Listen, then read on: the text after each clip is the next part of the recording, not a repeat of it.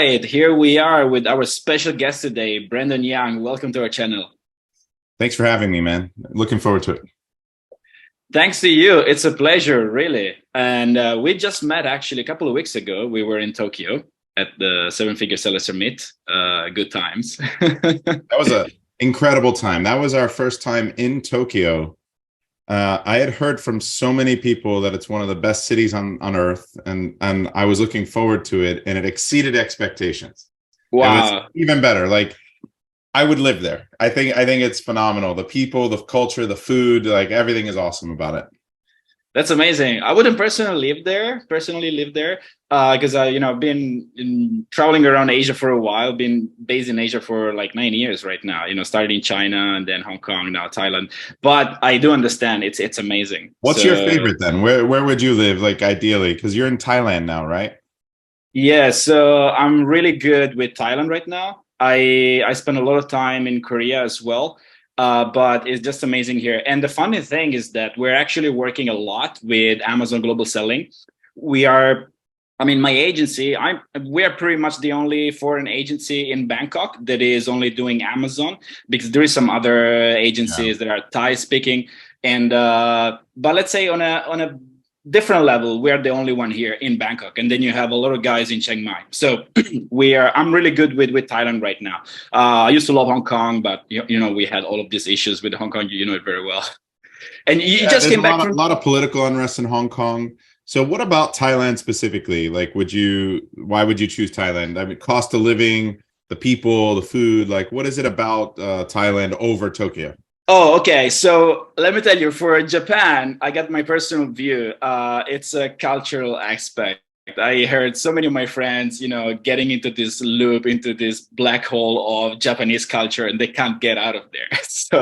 So yeah, Oh, so it's you think it's negative because they're very much into anime, video games, and gaming and like gambling. They don't call it gambling, but they have those machines and they do the plunko. They do it's gambling, right? So you think like yeah. that's the aspect of the culture that you're not attracted to, that you don't like? No, it's I mean, that's okay. That's also fascinating as a foreigner, but what I'm not really attracted is the typical everything is okay culture. Like always saying yes and always pretending that everything is okay. Now, I would say this is a kind of an Asian thing, Mhm. but in Thailand, it's a little bit less predominant.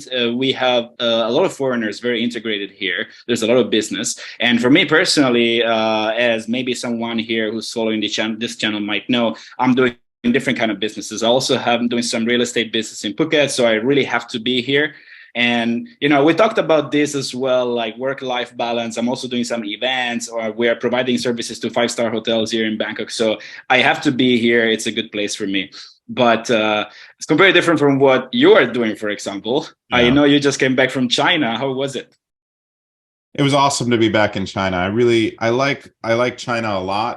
Different cities, each city has its own like culture, and each region has its own like flavor. So, but for the most part, it's one of the safest countries in the world. Crime is almost non-existent because the punishment for crime is so high, right? Like, so they've cleaned it up. Anyone that had a proclivity to commit crime has been put in jail, or it really thinks against it. So I wouldn't be afraid to pretty much walk around almost any neighborhood in all of China at any given time in the night. Whereas like that's complete opposite of America. There's many cities I wouldn't want to walk around even during the day. And then there's like Mexico as well, right? Like I just went to Mexico, and they're like, stay within a block of the hotel. It's like, don't go outside a block. And I'm like, that's terrible. I want to go visit the culture. I want to go know it. And you're kind of like in a bubble, right? I want to like, so it's very different. So I love China, the people, the food, the culture. I love it as well. And then, the business, right? My wife is from China. So we've got family there. So everyone's got every place has its pros and cons, right? Yeah, I feel you. I hear you here. I mean, for me, living in China really changed my life. I remember about 9 years ago, I was working I'm 36 years now. So I was 27. I was working as a social media manager in Spain. And then I felt like I had to leave Europe for some reason. And then I was looking like crazy. I was completely broke because I just finished my 6 months tour around the world. I started in Barcelona and then I came back to Barcelona. I was living there at that time. Wow. And then yeah, it's crazy. I was looking for a job online and I was looking in the major cities such as Shanghai, Singapore, Hong Kong, Bangkok. Couldn't find anything that really suited myself. And then I got this job offer from Somebody Tech, top seller, top Amazon seller. You know, this industry was booming in 2014, and then I got hired by them, and I discovered this Chinese culture and this devotion to making business even when you're super young. And then I don't know if you're familiar with that, but this first years of my experience in China became my viral blog post about Chinese sellers. Yeah. So yeah, that's how we started gaining popularity. I literally unveiled everything in a very long blog post, and that was super amazing, super interesting. Yeah, the very different when you talk about people that come from anywhere in Eastern Europe and Asia. I think where the survivorship, I think that a lot of it is driven from an instinct at an instinctual level for surviving. So people look at it and they try to judge, like Americans or people that come from a more developed nation might think about work ethic or like business ethics, right? So treat the other sellers a certain way you would want to be treated, right? But there's this culture where it's like, if I don't make money in my company, my family starves. Yeah. And therefore, everyone I compete against is the enemy keeping food off my kid's table. And therefore, I will attack them. And that's a completely like foreign to me because I'm all about abundance, right? Like I feel like we can all win. I feel like there's so much opportunity for everyone. And I want to do things right. And so when I get attacked, I want to go punch the guy in the face. But at the same time, like I have to also empathize with where they're coming from. Yeah. And try to understand it, right? So it's really interesting when you deal with different cultures and then they're like where they draw the line in business. But as we're talking about these, attacks, I think it used to be much worse back in the days. Yeah. What do you see right now? No, it's definitely gotten a lot better. Amazon's gotten better at detecting it. They've also, I think the biggest catalyst was when they made it much more difficult to get an account. A lot of verifications, and then people were buying passports and buying IDs off of people just to be able to create Amazon accounts because they needed more accounts. And then all of the massive shutdowns in 2021, yes, where they shut down thousands and thousands of accounts, and now the verification's even more strict. So I think that's gonna restrict people from really wanting to lose that account. It makes it more precious, right? Yeah. Talking about verification, I was calling Michal Chapnik, the Walmart lady. Are you selling on Walmart? I had this question with myself before we were jumping. Are you selling on Walmart? Yeah. So we started in Q4 last year, and now we're going very aggressive. I told my team I want to, add over 100 SKUs there out of our catalog by the summer. And I think we'll do over 5 million on Walmart this year.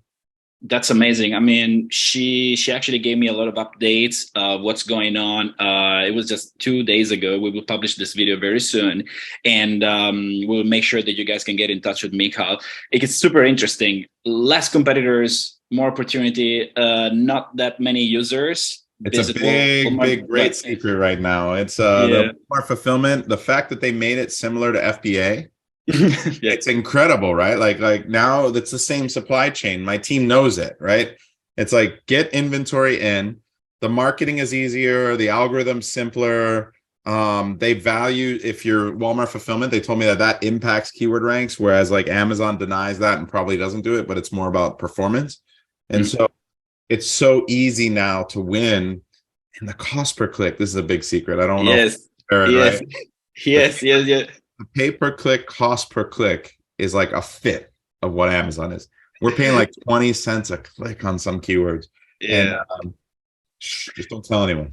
Can I tell you a secret? I remember in 2014 running these campaigns with iPhone cover. It was 50 cents. I remember that. Yeah, case, iPhone case is the Yeah, good yeah. old days. The good old days. So, so then, We would complain about it. We'd say, look, how are we oh, supposed to make money on a $15 or $10 cell phone case if we're paying 50 cents a click?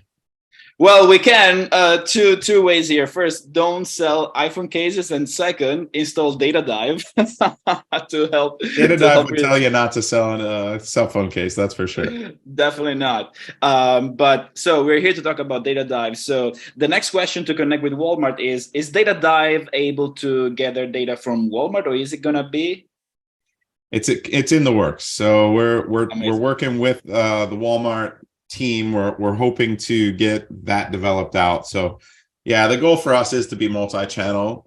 Amazon was our first point of entry because that's what we're experts at, the biggest marketplace. But to create Data Dive for Walmart is a big undertaking.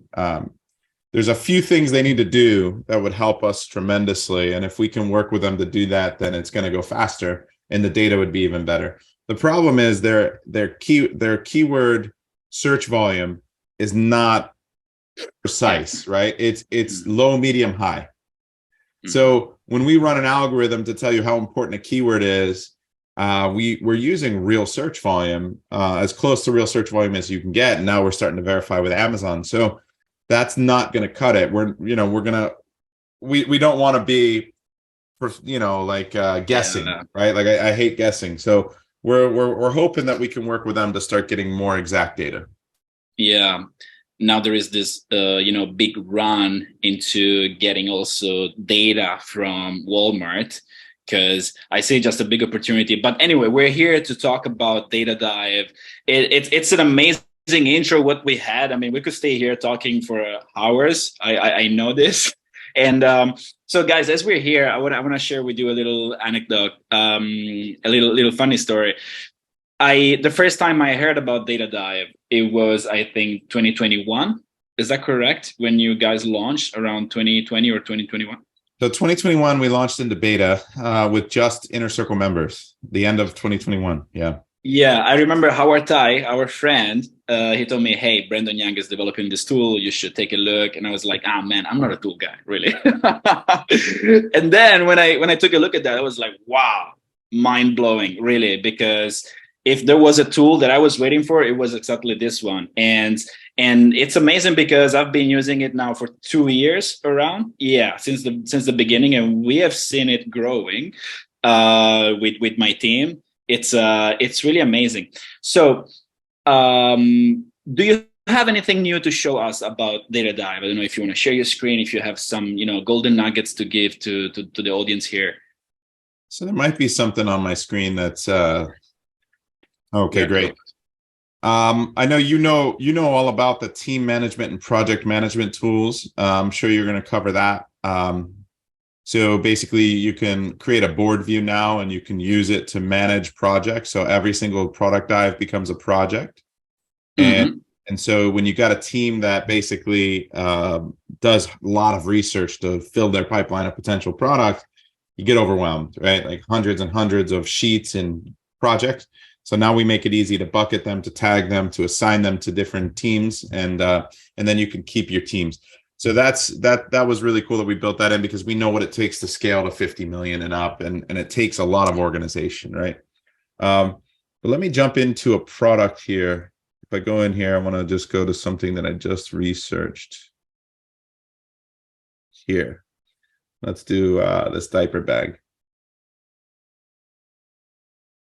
And I want to show you here on the listing builder, because you have the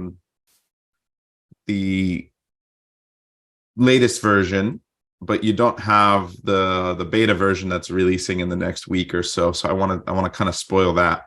Nice. Yeah, if you understand that how the algorithm works, how the ranking algorithm works, and how SEO works, which you do at a very high level, which is why you love Data Dive, then you'll know that you have to value different match types differently. So Amazon will look at it, the algorithm will look at it and say, if it's an exact match, then it's highly, highly relevant. And if it's a broad match, it might be relevant. So they're going to apply a multiplier that's less than 1. So you're going to reduce your maximum ranking potential, which is what we call your ranking juice, right? So we want you to write a listing that has the maximum potential to rank. So the maximum ranking juice. And so we've quantified that and we create it. And so if you look here, Palani, who uses Data Dive, I'm sure, has done a pretty good job. But now we've built the algorithm to write the listing for you, where it's going to write as many of the different root words and phrases, which are here, into the title, and as many of the biggest keywords in exact format as possible. So if I write this, what we do is we only write 150 characters because we want to give you room for your brand name, and to write and make it a little bit more readable, so you can fit in a couple words around like any sellable action items, features that the person might be looking for that aren't keyword related, aren't ranking related. But you can play with it from there. Here's the fun part. In order to do AI properly, you have to feed it really high level material, right? What you put in is what you get out. If you shit in, shit out, right? That's what they say. So Data Dive has the best data and the best way of parsing the data. So when we feed it to AI, you get the best outcome. So we're upstreaming all of the best keywords, the best root words to the AI. And if you watch this, let's watch the algorithm assign 2 or 3 keywords to each bullet. Then the AI knows how to write a bullet that is going to rank really well using these keywords. So the first thing is we beat our competition from a ranking juice perspective. Now you could write your brand name, right? And you could write, you can make this a little bit more readable. And since we added some outlier keywords here, some very generic keywords like baby registry, right? You can replace that with probably a backpack diaper bag for women. And it'll be slightly less ranking juice, but you're going to end up in a position where you've got a lot more covered. And we still need to, this is baby registry search. This is an outlier that you would attack later. What I was doing is I was making the point here that your competitors, some of your competitors are taking advantage of these highly relevant outlier keywords here with a lot of search volume, registry for baby, baby registry search, and only a few of the competitors are ranked well for them, but they're getting a lot of sales from them, right? So we were just pointing that out about outlier keywords, generic keywords, keywords that you want to build up to. You want to start with the most relevant keywords. So to write the listing, I'd probably remove the outliers, which would be very easy to do. And so if I were to look at here and I do this, let me see.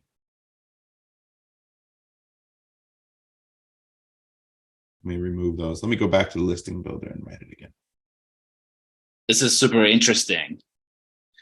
Yeah. So you can also select like the amount of characters. Like if you wish, you can get like 100% of the title written by AI. Correct. Yeah. So now what you can do here is we have this drop down where we have the advanced template that we're working on, where we're prompting it. And we're going to continue to optimize the prompt. So the prompt is going to be using all the keywords in the exact format. Here it is here.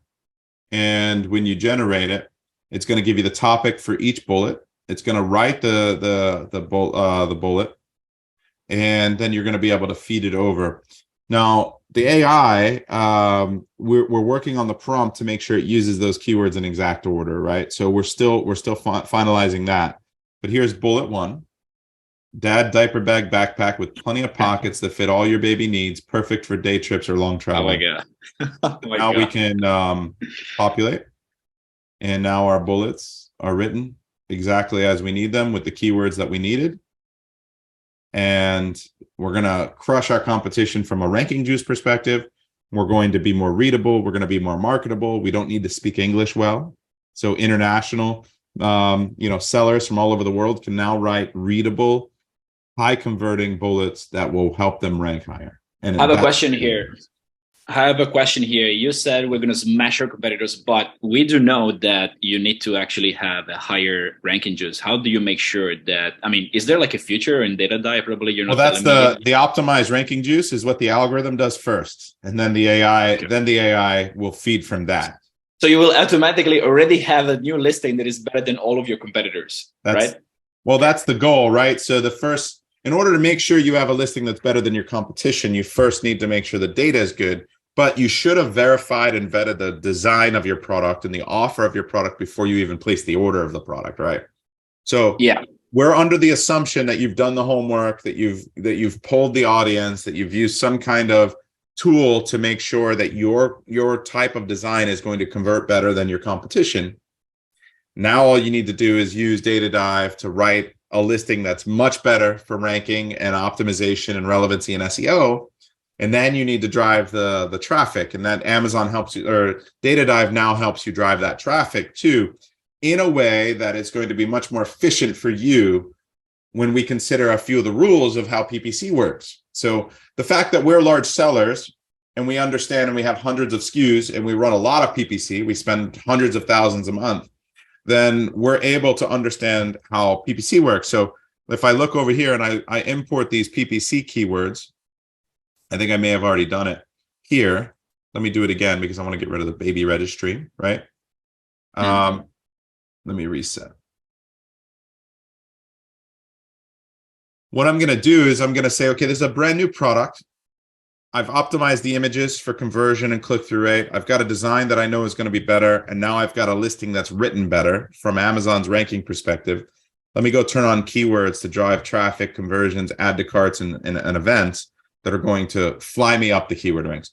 And if you launch a product with a honeymoon period using Data Dive, and your images and your content are great, and your price point is right, you will rank on the first page of hundreds of keywords in the first 5 days of launch. Almost every time, right? We do it all the time. We've launched over 100 products last year. So what we want to do is we want to focus on the root words that actually describe the product. So backpack's not good enough, right? Diaper bag's probably a little too broad, but we step that down. But we're going to go diaper bag backpack, and we're going to go baby diaper bag and diaper backpack and backpack diaper bag. And all of these match types matter, right? Because the keywords are in different orders. And we're going to launch a bunch of exact campaigns in order to really establish it. But we could go as far down this list as we want to. So diaper bag for baby boy. And this one, I would probably only turn this on for the blue version or something that might convert better. It's really interesting to go look at those keywords that are targeting a baby boy and baby girl. Most of the baby girl ones are pink, right? So you'd want your pink variation to only show up for those keywords, but not for the main keywords. Your hero needs to be the one that's the most general and most likely to get keywords on all the big clicks on the biggest keyword. So what we want to do now is give you an opportunity to do a naming convention. So you got diaper backpack. This is like a short description. This is the way we outline it, but you can customize it. So you can take out whatever you want out of the and order it however you want. So your naming convention is always consistent for your team, which is extremely important because your team needs to be able to find the right campaigns in order to do it. So we add the root group as well. Super important because roots, if you group your PPC by root word, you're going to have similar performing keywords in the same campaign most of the time, because the similar root word is going to perform similar. All those keywords are going to perform similar, which means you're going to maximize your quality score of that campaign. You're not going to have one that's good and one that's bad, and they're pushing and pulling and the average is bad. You want everything that's good to be together, everything that's okay to be together, and everything that's bad to be together, right? Loosely related. So we're going to do that. We're going to name it. I'm going to put them 5 keywords per campaign. I'm going to put no more than 5 multiple keywords search volume apart. And I'm going to put a big budget, right? I'm going to put, this is a big product. We're going to sell a lot of units, an expensive one. We're launching. We're going to be aggressive. I'm going to do no less than $40 per campaign, $2,500, and I'm going to distribute it by search volume. Now watch what happens. I've got 74 campaigns, 237 keywords, 500,000 search volume. And here's how it's broken down. If it's got a little closed eye, then it's off because it's in a lower route, because we want to tier down to make sure the route is more exact, because that's better. But then you go all the way through, and the campaign budget is based on the search volume. And we've got all these campaigns. We have the multiplier on the suggested bid is controlled up here. So I did ×1, but I can do 1.5 to be aggressive at launch, right? I could do a higher, I want to bid more. I can do that. And now it adjusts it again. And now we're above the suggested. And all I have to do is hit go. I can send campaigns to Amazon, and now I'm launched. That's amazing. That's really good. So the goal for us is product validation, understanding what products you should do and why you should do them, optimizing SEO so that you rank higher, you're more likely to rank higher because you've optimized for that, driving traffic and conversions for ranking. So we know SEO requires click-through rate, conversion rate, and actions, add to carts, conversion, and then to be able to measure all of that. So the next things coming out with Data Dive are going to be your keyword tracker. So you could track the effects of your launch or your optimization. And then the dashboard, so you can see how profitable what you're doing is. You need to see the performance of all of the keywords. You need to be able to see what is happening in your business and the health of the changes you're making and the impact of the changes you're making. And then the PPC tools will start to have automation. So we're going to release PPC tools that allow you to create some type of automations and rules so that it can go in and manipulate based on the keyword ranks and the dashboard, the profitability, the movement of the product, and the rules that you set, how aggressive you want to be. And yeah, that's the direction we're going. That's really good. This is exactly what I like of this tool. It's constantly evolving. For example, the keyword tracker. This is definitely something everyone needs, because what we're doing right now, we're just re-diving our product to check where we're standing. But to actually have a clear, kind of timeline of how what that tool was giving before, like Datahawk, you remember? Datahawk, yeah, Datahawk. So that's a good one. And then a lot of people just use Helium 10, right? Like I'd say that 90% of the people using Data Dive have used. I did a poll in this in the inner circle, and over 70% of the people using Helium 10 at this point are using it only for the keyword tracker. Don't download Data Dive, go into your existing product, and then rewrite your whole title. We talked about this in Tokyo. Don't do that. Very, very, very, very important that you use a scalpel. If you've got an existing listing that you've already indexed and Amazon's already giving you credit and you're already doing okay, just change one word. Find out what root word based on the data. So if I go back in really quickly, I just want to give this tip. It's super, super important. If you go back into the data and you look at your listing and you say, you know what, this one here, not ranked for travel diaper bag and not ranked for the Spanish keyword. Oh, this is this outlier? Oh, no, this is master. Let me see. Yeah, not ranked for diaper bags, plural. So there's a problem with this listing. It doesn't have the plural in the title anywhere. And if you look, it has bags. It only has baby bags for boys and girls. It doesn't have diaper bags, right? So Amazon doesn't think it's relevant. It's not indexing for it. Sometimes if they're not sure and they think it might be relevant, then you might be in that 25 to 45 rank range. But this one doesn't even index. So they would need to go back in and write diaper bags into their title. But they wouldn't want to, they don't want to go into our listing builder, optimize the title, and change the whole title.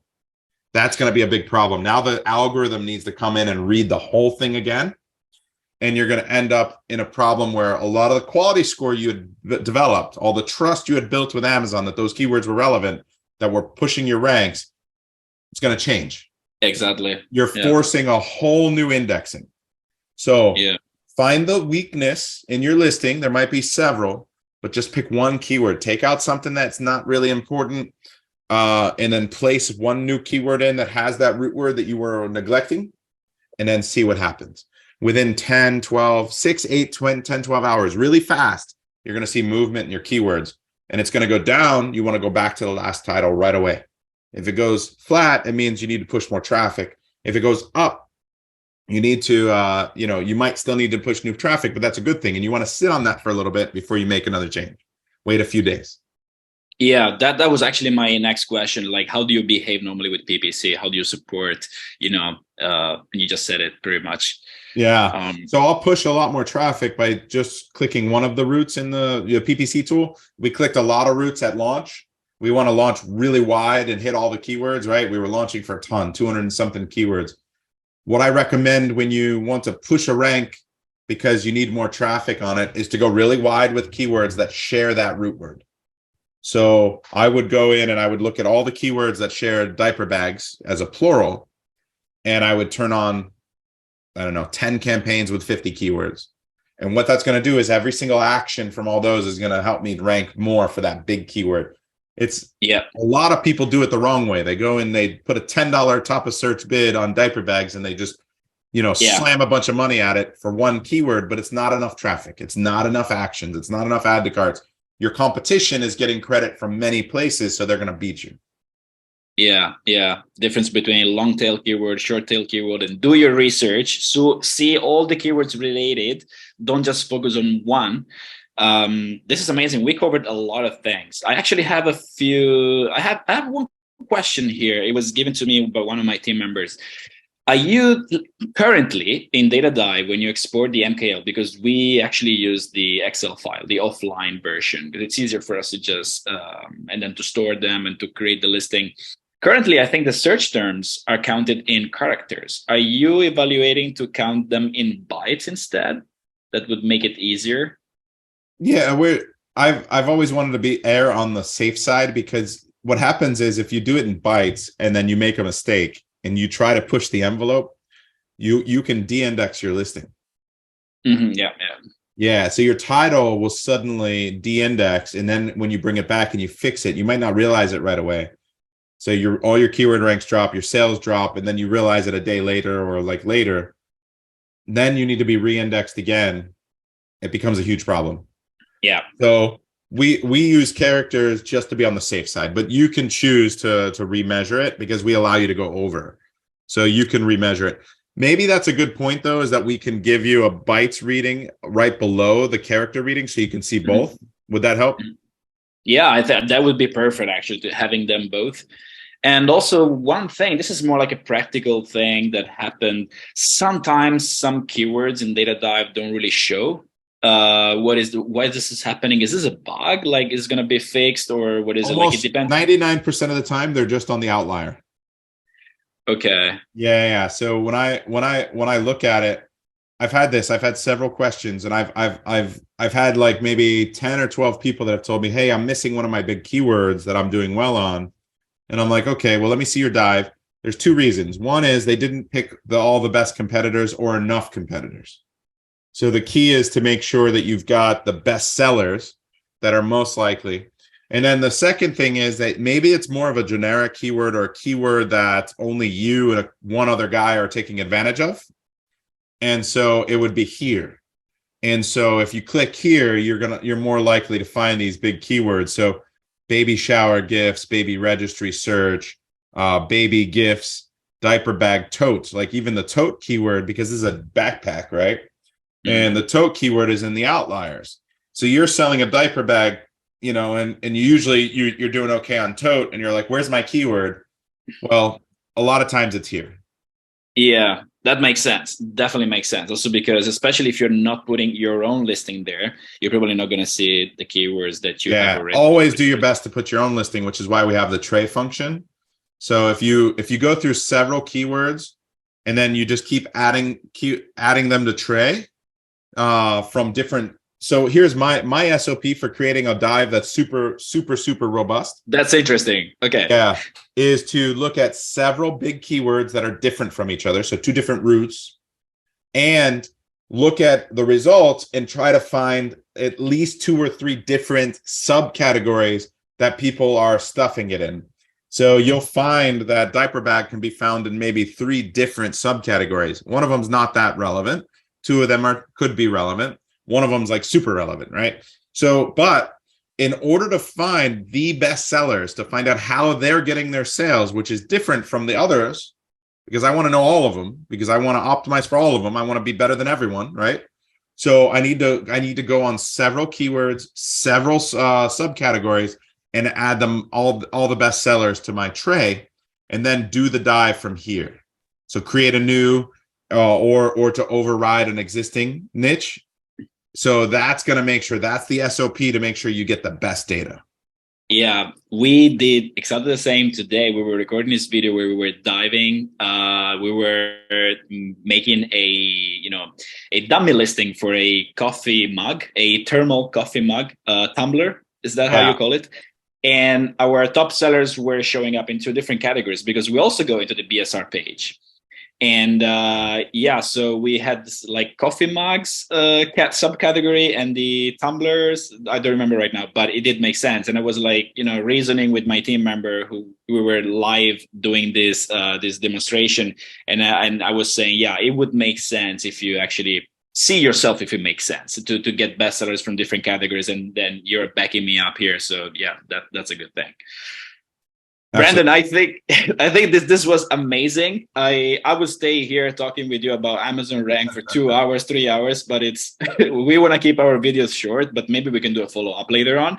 So do you have any other last words to say here to our audience who are eager to try this amazing tool? By the way, the link will be in the description. It's an affiliate link. Help us grow this channel. Also, remember to leave a like for us and for Brandon. It's only going to do us very, very good. Any other things you want to say, to share? Well, as Gary Wang was always saying in Japan, I think it's important that I want people to support you. Get a discount on the tool by using your link, and buy you a cup of coffee. Yeah, definitely. So, look, we've got a ton coming out. We've got over 20 programmers working within Data Dive. We are spending a lot of our money that we make selling onto our tool. We're well financed. We have a great advisory board, not just us as sellers. We have a great community of testers with the Inner Circle. You can join our mastermind, our private mastermind and college level course, the Inner Circle. What code do you want me to give your audience that's listening if they're interested in taking, like, joining us? Like, because we have 1,200 members, a third are doing over 7 figures a year. So they're doing over $1 million a year. Very high level, abundance mentality, weekly calls to ask questions, 5 to 10 live classes a month. We're very active. And we all, we give back, right? Like, so, and we do a lot of live events around the world now. So hopefully you and I can get together more often in Asia, and we can get together more often all around the world. We got several European trips. We've got several Asia trips planned this year. And then we've got a meetup network. So let me create a code for you, for your audience. And then I'm going to give everyone that's watching, that's your, an audience, your audience, $1,000 off. So we're already the cheapest as far as courses and masterminds. Everyone's like 2-3 times as expensive at least. So instead of $3,000 for the first year, it'll just be $2,000. And then it's only $1,000 per year to renew. And to give you an idea of the success level that we have for our students, because they're only serious sellers and we base everything in data. So very successful, a very high success rate. Our renew rate is over 60%. So most successful, most, like mastermind that you can join, where you're going to be surrounded by successful entrepreneurs. That's where you want to be. That's not only customer retention, but that's strong community here. It's just amazing. So guys, all the links will be down in the description here. You will get everything down there. So go and check it out. Brandon, thank you so much. It was so amazing. Really, I would love to stay here talking more about, trips and Asia. I'm the same way. But I guess I gotta go to sleep because it's kind of late here, and you have to probably start your working day. I don't know what time is it. Yeah, I've got a full schedule ahead of me, but that's the usual. It's fun. I enjoy it. That's amazing. So thank you so much, guys. I'll see you at the next video. Thank you, Brandon, so much. Take care. Bye-bye. Bye.